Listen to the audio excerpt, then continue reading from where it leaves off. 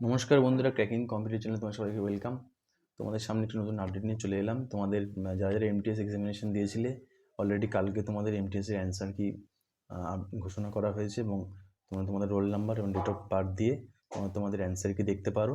এবং যাদের score 110 up হয়ে গেছে র স্কোর, তারা ভেবে নিতে পারো তোমরা চাকরিটা হাতের মুঠোয় তোমাদের চলে এসেছে।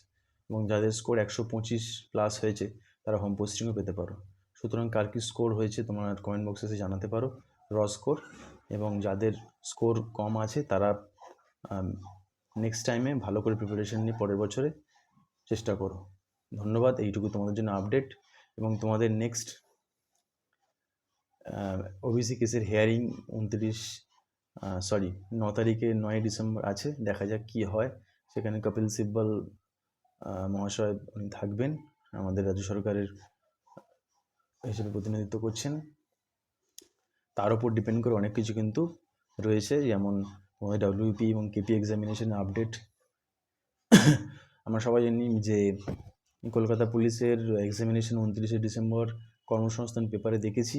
এবার সেই অনুযায়ী কি পরীক্ষাটা এক্সামিনেশন শিডিউল হয় নাকি তার কোনো ডেট, একটা টেন্টেটিভ ডেট দেওয়া হয়েছে এবং অন্য কোনো ডেট ঘোষণা হয় কিনা সেটাই দেখা।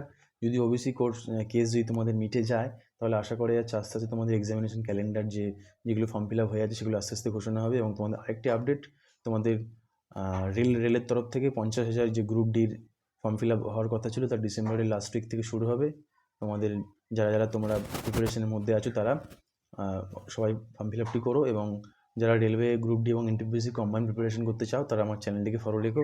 এখানে অঙ্ক, ইংলিশ তো নেই রেলে, অঙ্ক আর জিকে তোমাদের ওপর থেকে যে কোশ্চেনগুলো ইম্পর্টেন্ট, রেলিভেন্ট কোশ্চেন, সেগুলো আমি তোমাদেরকে করাবো এবং তোমাদের কাছে আনবো।